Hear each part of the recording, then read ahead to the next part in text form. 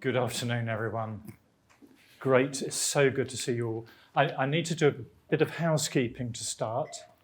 So we're not expecting any fire drills or alarm tests. So if the alarm goes off, we need to think it's real. Run away from the terrified screams of other people here, not towards them. And let's all get out of the building very quickly. Leave everything behind. And I've written here, don't go back for anything. Okay. We're not expecting any poltergeist activity. And some serious housekeeping. The venue for workshop 1 has changed, and so has the poster tour from the Brunswick room to the UUK boardroom. And that's on your programme. I don't know where any of those rooms are, and it will be an adventure for you to find out. I should be following you. We have a fabulous team of people who've organised this from the North Thames Arc, so Sylvia and her crew. They've all got badges on that said, ask me. Anything. So any questions, yep. Nuclear physics, the location of complex differential equations, they're here for you. And around the building, there are posters with a QR code on them. And that's for you to give feedback. So do take advantage of that. That's sort of the housekeeping. So just a few proper words of welcome. I want you to put your hand up if you've travelled more than 500 miles to get here.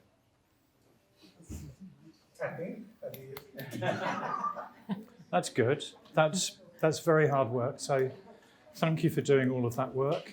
Over 300. And thanks for getting here.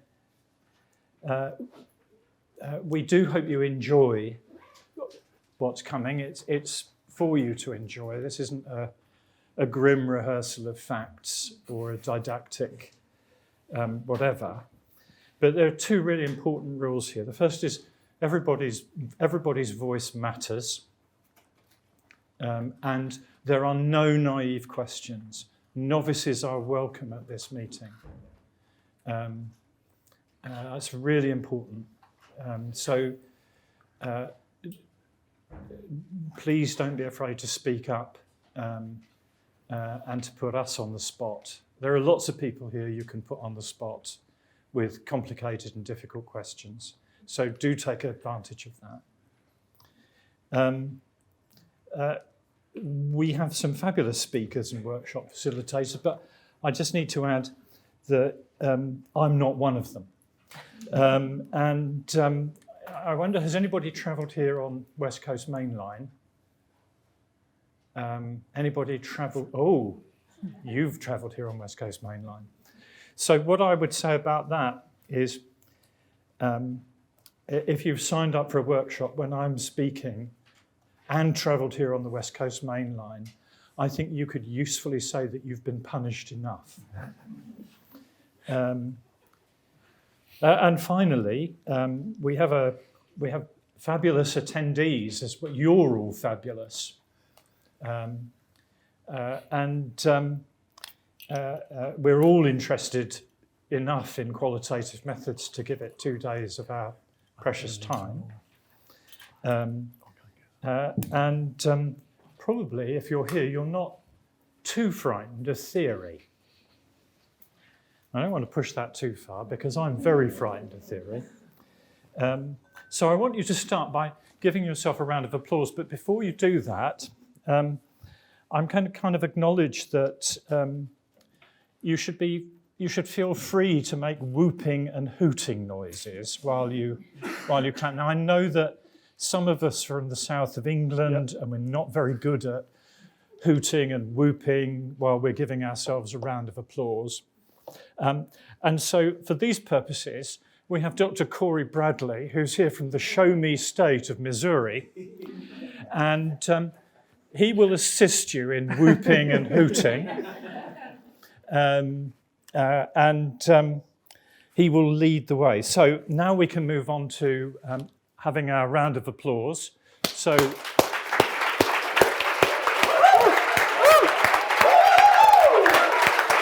woo,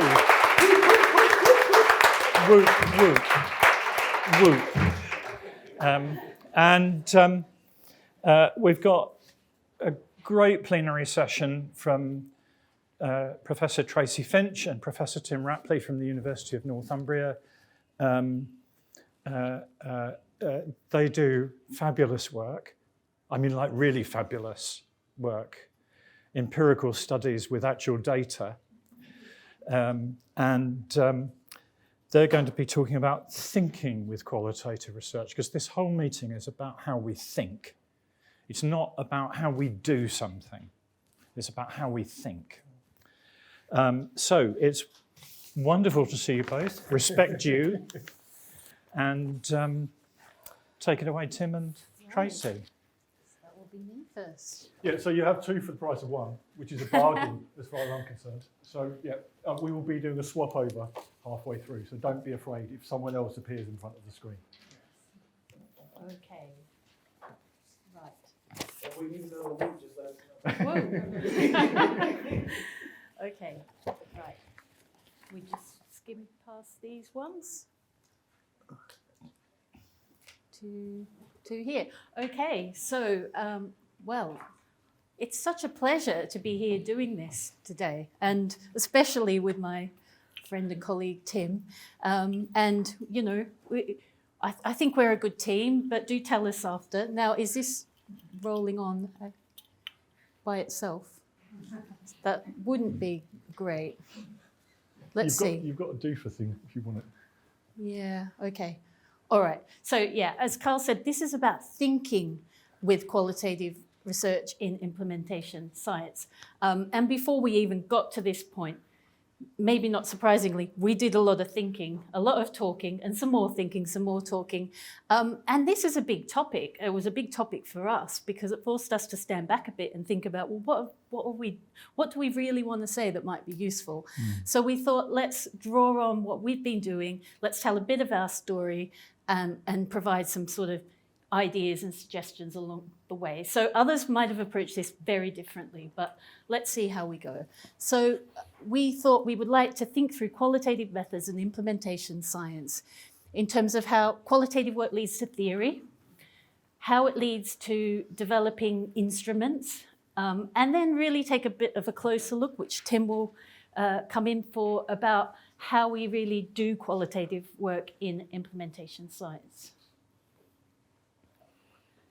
Did just skip on, but I'm going to go with it. So, well, a good starting point is to think, well, what's been said already about this that we might, want to avoid just duplicating? And actually, there are really few papers recently that have tried to kind of set out where we're at in terms of a field in implementation science and using qualitative methods. And the last review I found was in a special issue back from 2014. So I would hope that we've got some new and insightful things to say. But a starting point, here we've got Ramanathan saying qualitative methods are critical for implementation science as they generate opportunities to examine complexity and include a diversity of perspectives. And I think these are a couple of really key words to keep in mind as we go on. And this is going to test my rehearsal now because it's clearly being guided by the timings that are in there, but never mind. So at least some of you here will be familiar with the MRC framework for health and social care research. And I'm guessing a lot of us do evaluation research. And this framework kind of helps us think about what we might want to attend to when we're undertaking evaluation studies. And there are different parts of that around developing interventions, feasibility testing, evaluation, and implementation. But the core things in the middle there, the core elements, these are the key issues we want to always be thinking about. Considering the context, developing, refining, and testing theories, engaging stakeholders, identifying uncertainties, and refining interventions, and thinking about the economic costs of all this work, because that's really important too if we want to get things that are effective actually implemented. So I want you to think about this in terms of we might be doing a lot of evaluation work, and that might be what we present to the funders, but we're actually nearly always doing so much more than that, you know. And hopefully you'll see how we've done some evaluation work that has become much more than evaluation.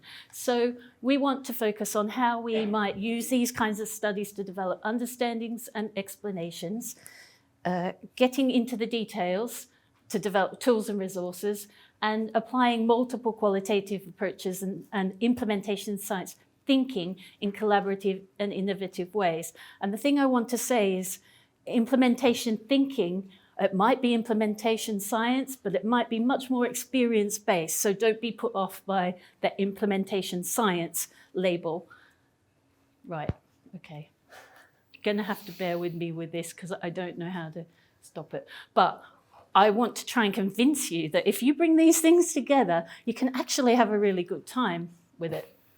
Okay, developing new thinking. In implementation science, we're always talking about theories, frameworks, and models, and some might find that a bit intimidating. But okay, so I'm just going to try and separate those out a little bit because we do talk about all of these at some point. So a framework is really a structure, a comprehensive structure of that describes a phenomena, it organizes it, and it gives us a starting point to think about what kinds of issues we might want to consider. And maybe not everything is relevant, but it's a starting point for us to think about things. And this could be something like the Consolidated Framework for Implementation Research, which is an organized set of factors that influence implementation. A model is a simplification of something. It's kind of what it looks like. It might not be completely accurate and fully representative, but it gives us a way of seeing things so that we can start at that point and explore things in a bit more detail. So a theory, on the other hand, is all about explanation. So that is about really statements that are analytical, they suggest propositions, they have relationships between different factors or variables, and they kind of help us to really understand a phenomenon. And they should be testable and should allow us to, to refine, develop over time. So I'm going to go back a bit to the late 1990s when I started working with Professor May. And at the time, all the buzz was around telemedicine. This was going to solve all our problems of waiting lists and not getting access to services. And psychiatry was one of the specialties that was seen to be something that would be really amenable to this kind of technology because it was so audiovisual. Carl over here undertook a study to explore this in some detail, an ethnographic study which included interviews and observations of a telepsychiatry service in real time from the Community Mental Health Trust to local general practice surgeries. So there were interviews with professionals, technical experts, managers involved in the system, observation, patient interviews also. And so this was to really hone in on what actually happens when we set up a system. Does it work the way we think it's going to work? Does it solve all the problems we think it's going to solve? And in this case, really, not really. It really didn't work in the way that was expected. The system demanded professionals involved in the service to really adjust the way they worked with patients and the way they communicated. The assessments they had to undertake were much more complex than they expected. And part of this happened because the whole purpose was to fast-track waiting lists. But what they saw were more complex cases in the clinics. There hadn't been enough time for some of those issues to be resolved. So they had different kinds of interactions than they were expecting. And some of the professionals involved were skeptical that this wouldn't meet the expectations of patients. And it limited some of the behaviors they could do, like comforting distressed patients. And of course, there were always technological issues as well that were impacting. So the point I want to make is when you do really in-depth, qualitative, observational, ethnographic kind of work, you really come to understand how things work. So after Carl had done several more studies, and some of those I was involved in, we got together with another team at UCL in London to bring together our telemedicine work and really kind of develop a model of what we thought was going on here. Okay, so, and if some of you might know MPT, this might look a little bit like MPT as we know it today, but this was really kind of early beginnings. And so from those 11 telemedicine studies, we got together through collaborative thinking, through combining a large empirical evidence base around this to come up with some propositions that were about how telemedicine was implemented, adopted, translated, and stabilized. So we were working towards the concept at this point of normalization. And yeah, and actually it's moving me on rather quickly. So credit to Professor May here for this slide, which is a bit small at the back. I'm really sorry. So it starts in 1987 and goes right through to, well, last year, but consider that today. The telemedicine work was situated in this third area. So this was where the idea of normalization started to develop. But over time, we've used these really in-depth qualitative methods to develop concepts, models, moving on to theories, moving on to tools and resources, and shifting the focus over time. So this is how we've used some of that early work, and we've continued to do similar studies to really build theories, and you'll be hearing about some more of that today. So just to pause here, qualitative methods are really key to developing new thinking. So from our experience, we would say, be open to new understandings. If you do that in-depth qualitative work, you might be surprised what you learn, what you find out, and it may not be what you were expecting. And that can be really enlightening. And be flexible, adapt your plans and ideas, work with others, share those ideas, because that's how new ideas and understandings and explanations evolve. But clearly, this takes a long time. Carl's dedicated a life to it. Quite a bit of that I have as well, in a way. But it relies on incremental accumulation of knowledge over time, and ideas evolve. And another point about that is really that you don't just develop a theory or an approach in isolation. We've got this whole field of theories in implementation science, and we're constantly having to think about how our ideas and approaches fit or are different, you know, what they might add if you bring them together. So really be responsive. Okay, so one bit, and then Tim will take over here. But just to say a little bit about thinking through qualitative methods in terms of survey tools. And in 2012, we developed what we call the NOMAD study. And so the idea here was to develop a survey tool based on the concepts of MPT, and really try to develop those into plain language kind of statements that would make them more accessible. So, I mean, we're really qualitative researchers. So then we were deciding to, well, you know, we think we need a survey. If we have a survey, it might help other kinds of research questions like comparing sites and interventions in different groups. We might be able to quantify things, the things here being normalization and implementation processes, so we could look at change over time, progress, outcomes. But quite an important thing for us was actually that this might increase the utility of MPT for practitioners and researchers. And let's face it, not everybody wants to be a qualitative researcher or has the time to do that really in-depth qualitative work. So we're being responsive to our field and to the needs of our users, we think. So we thought we would do this, and in 2012 we had ESRC funding. So our general process, it's worth saying the development process before we did the validity testing took 2 years. So it involved lots of item generation work in teams, reviewing the literature, changing items, having workshops, cognitive testing and interviewing, Delphi work as well to explore how the items related to theory. And eventually we had a 43 item survey that we validated in 6 different implementation studies.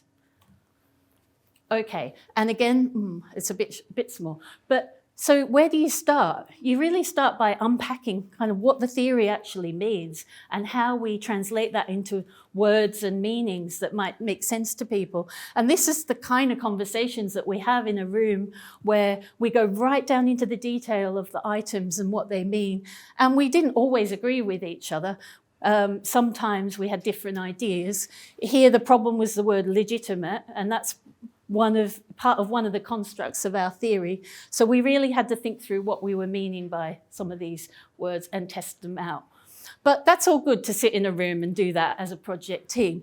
Really, they have to make sense to users. So we did a lot of cognitive interviewings.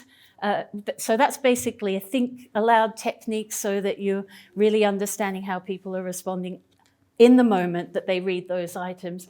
And what you see, of course, is that people have different interpretations. And what we saw was role really matters here, and we need to understand roles. So our analysis of all this was also intensely qualitative. So you're really trying to understand the responses. And then we broke it down into more and more detailed sections to really understand what kinds of problems, and there were problems with roles, different interpretations, whether it's relevant or not to certain people in the process. So what we did with that was... Oh, sorry. Thanks, boss. That is a reason. She's over-speaking already. Okay, that's cool. It's all right. So what I want to say is, okay, so we were applying very sort of psychometric type processes. We wanted a robust survey, but we were really focused on face validity and meaning and how users would work with it. So we used that to have response options that were legitimate response options, but not ones that would generate a rating. Now, in statistical kind of methods, that maybe isn't such a good thing. You don't really want missing data, but we didn't want to have data that wasn't legitimate. So, and we also used it to help develop instructions for how this might be adapted and used, so that you could be sure that you were asking the right people the right things. Okay, so thinking with new resources and tools, what I would say is do be different. Be prepared to go out of your comfort zone.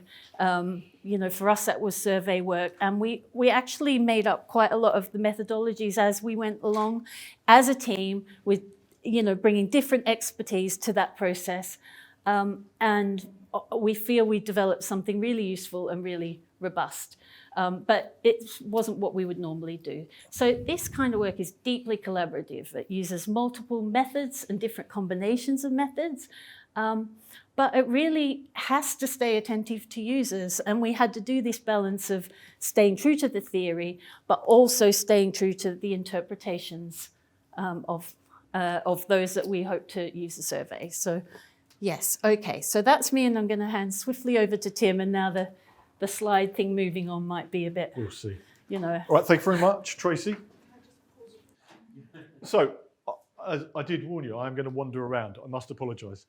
I think there's something really interesting about how we configure rooms for a very specific way of acting. And actually, that's not how we act. And as I talk about this, you're going to see that we try and, what loads of our work is about is thinking differently and trying to find different ways to think differently. I don't think this helps thinking differently, but let's play around with this.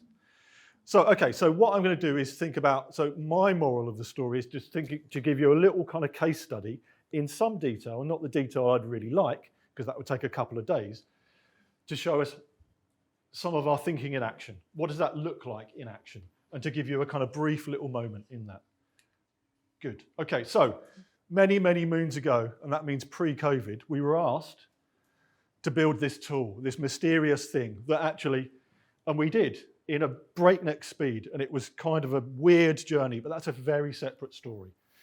But it was a tool to help practitioners on the ground implement new systems, yeah? And it was called the ItFits tool, and so we got together to develop this thing called a tool. So actually, practically, what did we do? Well, one of the things we did, we sat down and a bunch of us who do this kind of work, and I dread to think the number of years it adds up to, and thought about what are the core mistakes we've seen again and again in loads of different studies. And one of the things is we said, so what we came up with 6 core principles. And actually you've seen some of those flying around before, like be different was one of them, and these other kind of core principles. That was about how to do implementation work. But one of the things we said is be open.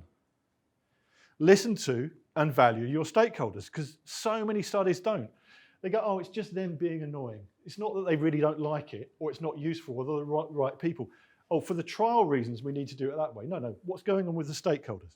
So at the core of this tool, we kind of said, well, one of the principles we need to think about is listen to your stakeholders. And we embedded that in the tool. At each stage of this tool, and it doesn't matter, we can talk about that another day, it was about go out and engage with your stakeholders. So we built this thing, we said engage with some stakeholders. And then that tool was part of a crazy step wedge randomized controlled trial. And then, so we hang out with that trial and did the process evaluation, as we always do. Got some stats and did loads of qual stuff. So our process evaluation was kind of very boring and very typical, only in the kind of genre as it gets in grants. How does this thing work? This toolkit we built, how does it work? How do those teams engage with it? How does it get reconfigured and adapted, and what shapes those kind of things? So that was our kind of bread and butter work here. We're going to do a process evaluation of this thing. And that was implemented across 10 different countries. About 9 countries, 12 sites. Yeah, something like that. Yeah. So this thing was rolled out, and then we went and did loads of field work. Well, we didn't go out and do field work. Sometimes we did that, but then COVID kicked in, so we did loads of remote field work with these sites. And as part of that journey, in that process of evaluation, we did some interviews. We sent them out beforehand. We said, look, we're going to have a chat about a range of things, and one of those things is going to be stakeholders. So these are the sorts of topics we're going to do. Here's some stakeholder work. Okay, so let's go back. So that's the kind of story, that's the context, that gives you a sense. Okay, so there was this thing we built, and we're going to do a study of it, and actually one of the issues that emerged out of it is stakeholders. Now, what often happens is, at this point is you get this is the method section. Something that's dry and bland and has the right keywords, irrespective of the fact that you haven't done anything like it. The number of studies I've seen that don't have any resemblance to grounded theory is amazing. And then you get these weird journal things that says, did you use a computer? Why? It doesn't matter. But you get these, but actually I want to tell a different story, and this is where I would actually like to spend a couple of days and probably do it collectively so we can start to experience it together, which we can't, sadly. But anyway, this is what our work looks like. This is qualitative analytic work, yeah? This is actually what our day-to-day work is like. And what I mean by that, it's collaborative. It's sitting around tables with computers and pieces of paper, and for a rare moment in this country, a fan, because it was really hot. And equally, and I really like sitting in front of a whiteboard, and I like to think with whiteboards. So when I got my new role, I said, I'm only going to join if you can get me 2 whiteboards. And so they put 2 whiteboards in. And then there's Carl, and that's what Carl looks like when he's doing theory. Yeah, you can see the pen poised, ready. That is a doing theory. You might see it at some point. He maybe look like he's in pondering. But the point is that actually we did find loads of different ways to try and think differently and think collectively. But part of that thinking differently, and this is the problem we never have enough time. So we embedded in our diaries. Every week we'd meet for at least 2 hours. There'll be a bunch of us. Sometimes it'd be face-to-face, sometimes it'd be remote. But the point is, it's that, and it's not about in that space doing, how many interviews have you done? Have you got the ethics through? It's about doing the analytic work or finding a space to do that analytic work. And that's the core of it. And at that point, there was a 2-day meeting where Carl is here. See, IMA, Carl here. And we have those kind of different moments where we try and get together collectively. Now, out of that kind of collective work, there's lots of boring stuff that comes out of it. And there was a very long list of things that we call themes that went into a code book, a huge long list of things. And that shifts and changes over time. And out of that very long list of things, there's loads and loads of shiny things you might want to play with analytically, because there always is. There's no time out. We could spend the rest of our academic careers working on just this data set. There's no time out from that. So that was one of the shiny things, but actually that's not what I'm going to talk about. I just want to talk to you about one of the shiny things we went and played with a bit more. Because in the code book, we come back to this idea there's stakeholders. So in September 2019, we've got a couple of words about stakeholders. It's just a couple of lines in this code book and probably some data on it. And equally, we know we were discussing in interviews and other kind of spaces. And then not very long later, we've got another list of things, all deeply boring about stakeholders. Yeah.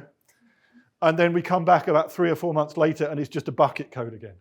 So we're just going to chuck loads of stuff in there.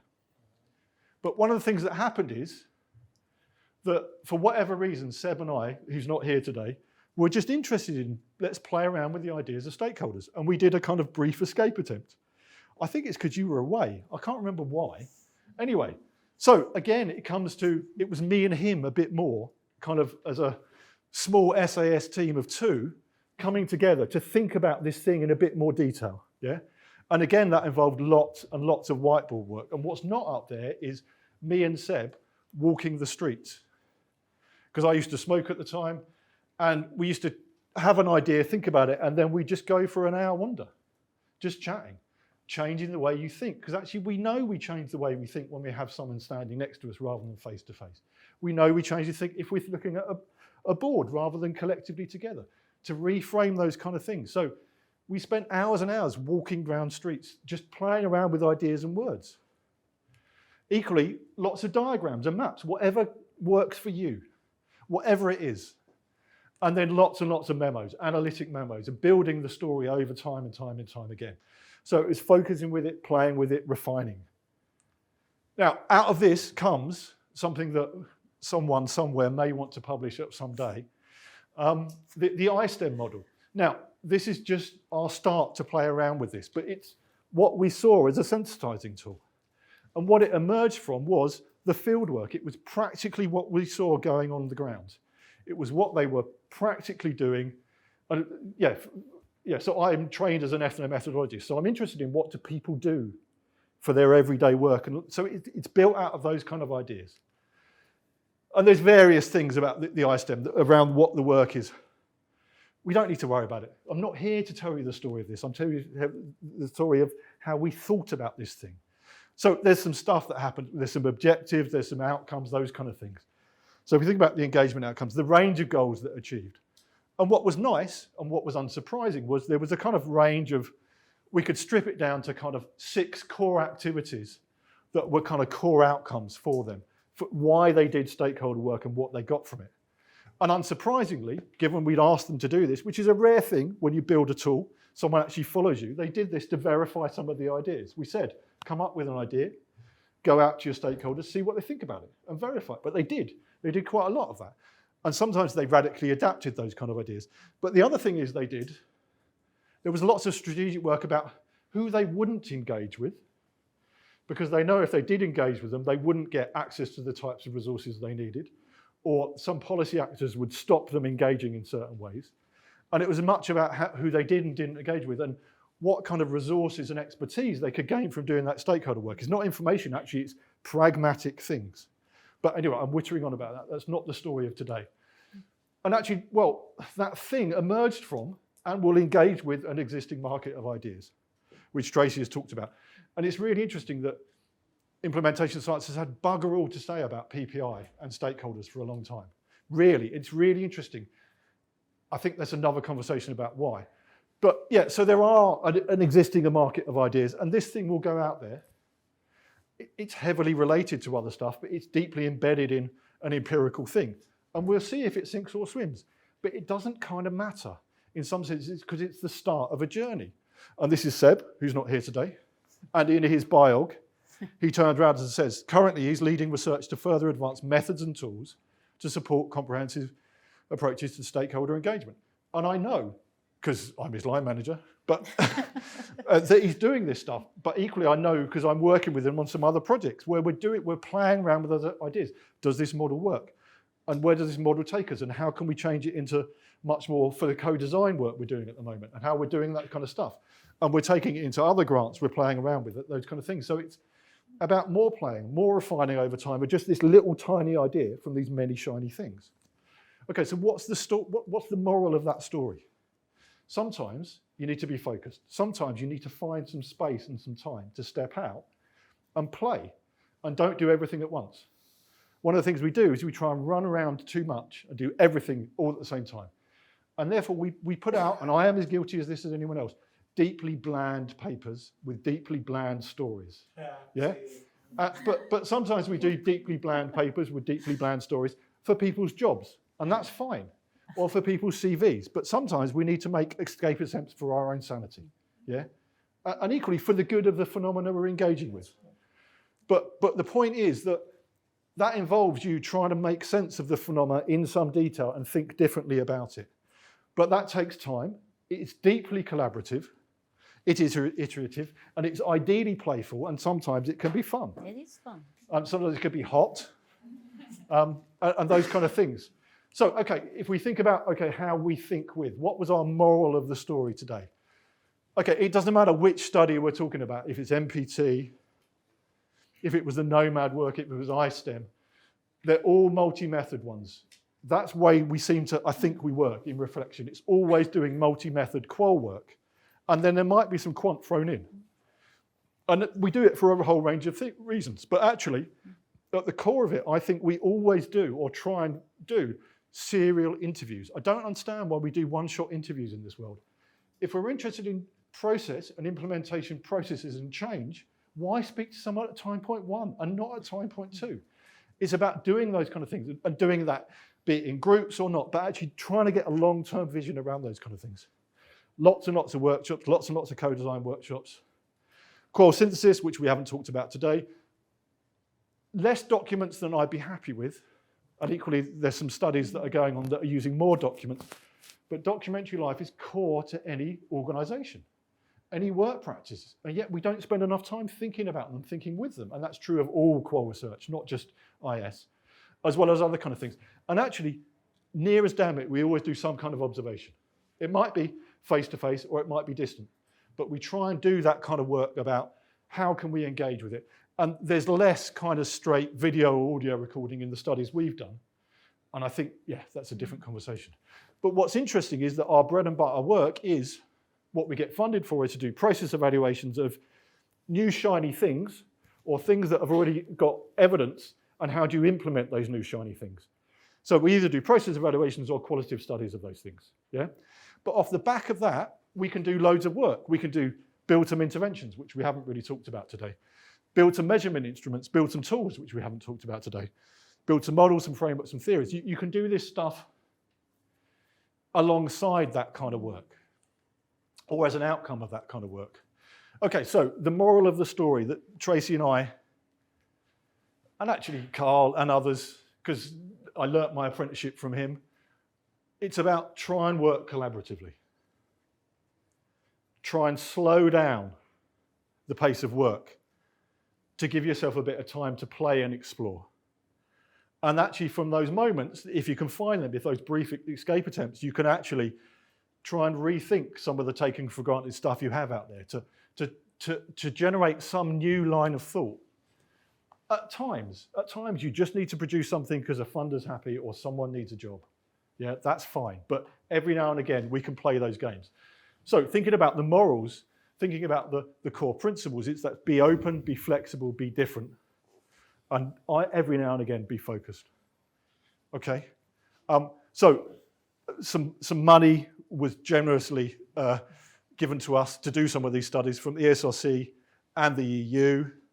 And actually, without that kind of funding, we wouldn't be able to do any of this stuff.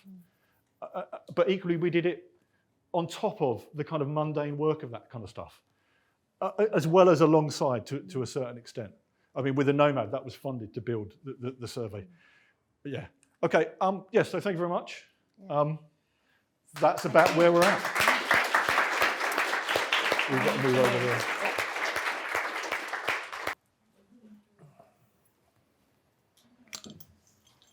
So, who would like to ask Tim and Tracy some questions? About this topic, please. Oh no, about anything. About anything. Who's going to put their hand up first? Anthony. Just a comment. Something that really rang true for me was just prioritising the space and giving yourself time to think through these things.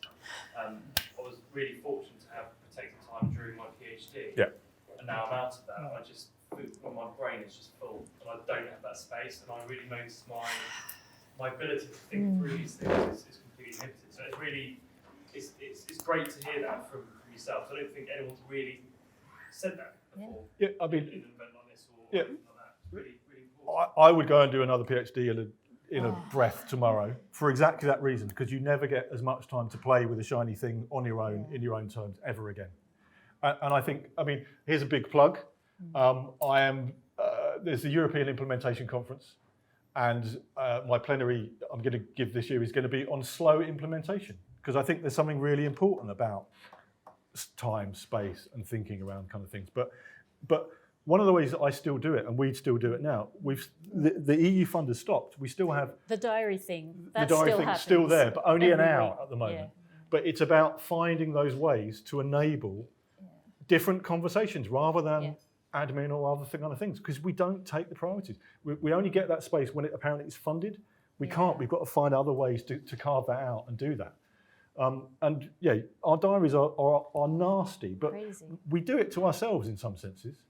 I mean, we say yes to things, so there's a kind of level of we are in part culpable, but equally we're in structures and a system actually which is about more now rather than kind of generosity and those kind of things. But yeah, time in space. It doesn't have to be a lot of time. It just has to be a bit of focused time. It's not about, I'll leave it until tomorrow because it gives me half a day. It might be half an hour that just starts your thinking in really good ways. Yeah. And some people shutting up in that time. Yeah. No, I think the thing too to say is if you find the thing that you really enjoy doing, the piece of work that you really enjoy working on, you prioritize and you make space. And it's not always easy, but everything's competing all the time. So sometimes I think it's about identifying what's important. And it can be hard to get caught up in there's a deadline for this, numbers of interviews, etc. Slowing down and having that analytical time is so important, but it sometimes makes the other things then much more easy, or at least much more enjoyable. So sometimes you've just got to step back and say what's important. But we help to do that for each other, because I at times turn around and say, look, you just can't do this. You just don't need to. You need to make more space, and vice versa, because you need someone outside of you to realise the world's not going to end if I don't go to that meeting, and I can spend a bit of time on that. But that takes work and thought around that. Yeah. Corey. Yeah, I really appreciated, particularly, I think it's kind of building from your comment, the idea of work and play. And I think we have gotten away from that even in the projects and the work that we do. Thinking back to when we were children, right? A lot of playing work was about the playfulness, the imaginativeness. And so it's really nice to hear that, to think that we get to engage the science of play in ways. And I think that is also important, Tim, to that other point that you listed, like we talk, we text, and then I think it was like interactive or something like that. And I wonder about the possibility for us to engage the study with stakeholders in such a way that includes all the different ways that we imagine the work, that we live, the ways that we take advantage of our cultural context, our community context, and do those things together to design a strategy, a way, an approach to make life better. And I think those are really important ones. Yeah, it is. And it's making me remember something I learned from the best, Professor May over here, said, always work with people you like. Yes, God, Just work with people you like, and you often get an instinct about that. And quite a lot of the people, and I haven't had time to really acknowledge individuals along the way in that, but they are people that we still work with in various ways today from like more than 2 decades ago. Am I right? It's really key, because if you can do that, then you've got a safe space. You don't always have that, say, multidisciplinary research teams where that have been put together to do an RCT or something like that. But you can find your people, I guess is what I'm saying, and make space. But I think it's really interesting. I think what happens with those escape attempts to be really creative, they get institutionalized Yes. and back reinfolded. If I go back to some kind of post-Marxist stuff, it gets really eaten up again and again and again. And we see that with the nonsense that's put out in the name of co-design work, which actually that was really radical and innovative at the start. If we go back to the 70s, that was trade unions in Sweden working together, doing some really interesting stuff. And yet that becomes institutionalized and organized and blanded down in some senses, and we see this a lot in IS work, we get it blanded down into things that actually are much more comfortable and palpable and listable, yeah? And actually it wasn't. That was a kind of real political project that doing that. And we can see that in a range of other kind of practices that about how they get enfolded and how they get reinscribed. And actually, and I think, but it is, if you have that element of play and you have that element of freedom to it, I think that is part of it, because that gets sucked out of us with our diaries anyway. But then it is what are the different strategies we can do that? And I think, I mean, I know someone who does some stuff about Lego serious play, but it's anything. I don't care what it is, plasticine. I think it's thinking differently in whatever way for whatever moment is a start, depending on who's with the room. And yeah, there's loads of ways to play around with that. And I think, yeah, I'll shut up. Very good. At the back. Yeah, hi. I was talking to Tracy about this the other day, weren't we? I think it's a cultural issue here, because we're always got to do this and trying to get to the end of it, and we don't stop and stop. But I work a lot with the NHS, schools, and practical settings, and this is a huge problem for implementation there, because you see these environments right now are so stressed. Yep. That they don't even have time to even talk about what the intervention is, let alone problem solve the implementation. So we've been trying to think of ways to almost steal time out of their diaries to just get them to problem solve at least once a week. And with the funding as well, we're trying to get time in for them. So I had one project where the only reason why they had time for it was because it was funded by someone separate from the trust. And so they then could sort of work out bits of their diary, but if they weren't able to do that, they'd just be told to get back on the ICU ward. So yeah, it's I think it might be a kind of a luxury if we can manage to do it, but we're trying to get practitioners to take the time. We need to find ways to do that as well. Yeah, I think both ends. I think, no, you go and then I'll... Yeah, no, I was just going to say, one of the projects, the toolkit that Tim flashed up with the 4 modules, that was in, as he said, a randomized controlled trial. And we really followed how implementers in their organizations use that tool. And they did say things like, we don't get the time, the space to reflect, etc. And because they were in a project and there was dedicated time, they did it. And for some, that was a bit of a revelation at times. So I would get completely what you're saying. And so that was fantastic. But also we're analysing it with the acknowledgement that that is also in a randomised controlled trial where things are set up and they have that time and space. But we think the principles apply, but you're up against those kind of time pressures and organisational structures. Yeah, and what's interesting with that study is that actually there will be traces that will carry on, because they got time bought out and there's echoes of things, and they talk about actually we're going to take this going forwards. It won't be to the same extent around those kind of things. But I think coming to your point, again, I completely agree.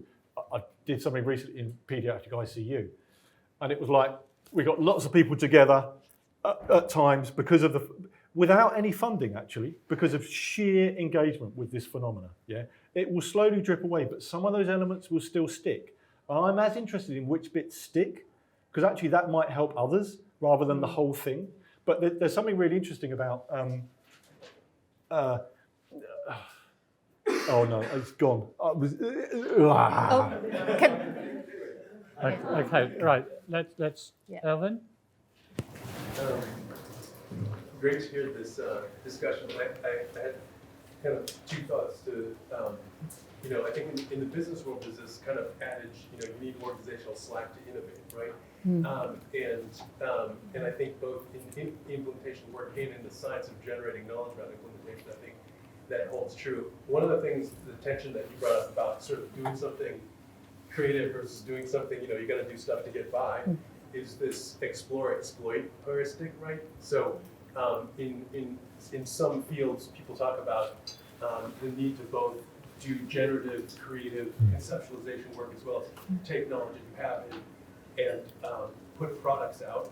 And it just seems to me that we have so much structure around science to put stuff out. We have so much exploit structure, but we don't have enough engineering around the explore part. And it makes me wonder, you know, what can we do in a knowledge generation environment from a cognitive as well as a social, environmental sort of architecture that would allow, you know, this kind of space and connectivity to create that kind of explore element of things. Yeah.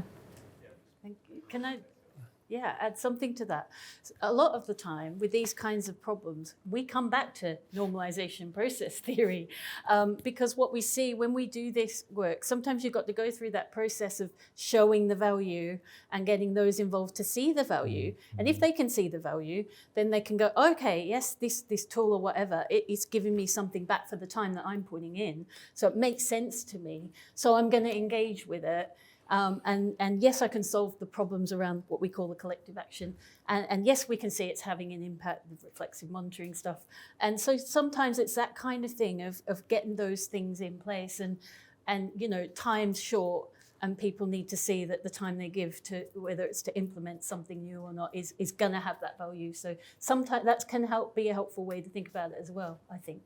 But I would say that probably, wouldn't I? Yeah, I'm not going to answer your question because I'm going to go back to what I was going to say to him, but it kind of echoes and it doesn't. I think there's something, I'm not sure what to do with the cognitive infrastructures. I think it's really interesting about how, okay, let's put it another way. So years and years ago, involved in a study, decision support tool, did loads of videos of it and everything else. And it was awful. It was mind-blowingly awful. Basically, it just confused everyone. And this woman was sitting there going, am I going to die then?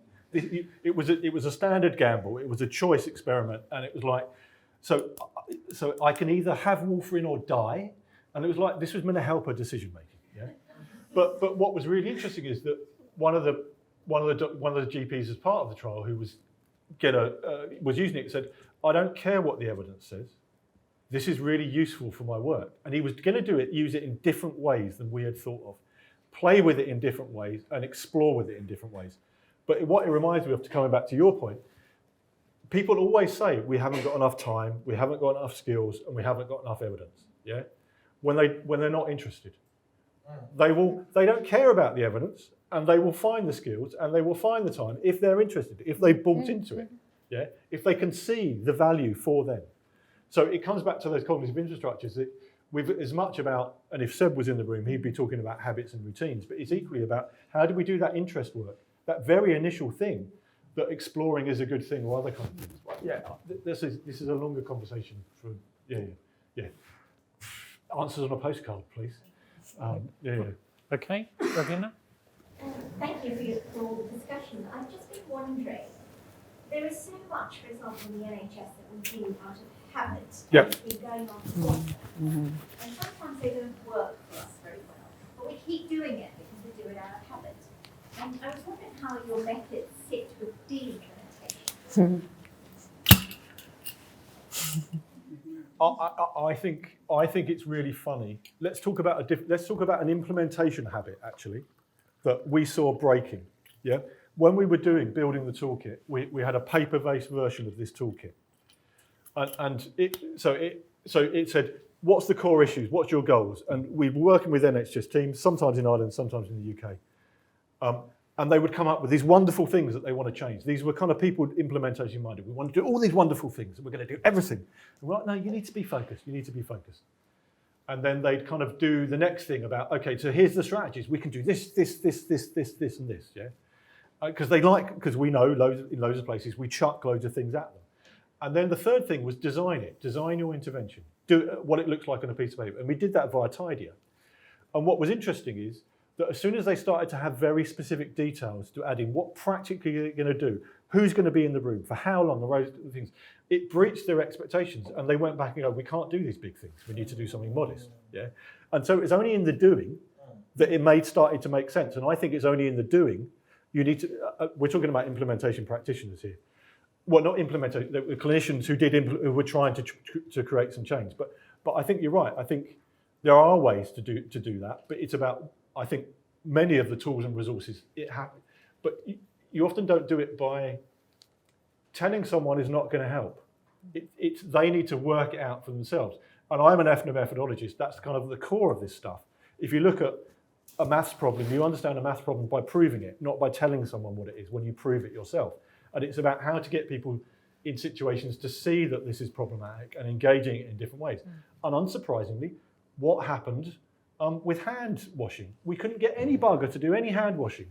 And we couldn't get any bugger to implement kind of digital, things like Zoom. It took a pandemic to try and say we need to reframe what it is. We don't need major shocks, but we do need people to have practical experiences when this thing breaks to then kind of come out. But that's a kind of grand gesture. But I think the implementation is really interesting. But it's about modest ways to kind of flip on, this doesn't make sense anymore, it needs to change, without coming to a moment of crisis, which is what we often end up doing. Okay, I think, Sylvia, we're at coffee time now. Yeah, okay. Thank you all very much for interesting questions. And thanks to Tim and Tracy for just wonderful work and a great talk. And the photographs that you saw of, if I could just say, the photograph of me standing in front of a whiteboard should be looked at with Eye of the Tiger playing in the background. So Will you all be able to make the slides available? Yeah. Yeah, I think should do. Yeah. you should have access to all of the slides. It'll probably be a different version that doesn't flip itself Maybe. forward. Let's hope. We might have to fix that. If we can just signal our appreciation to Tim and Tracy.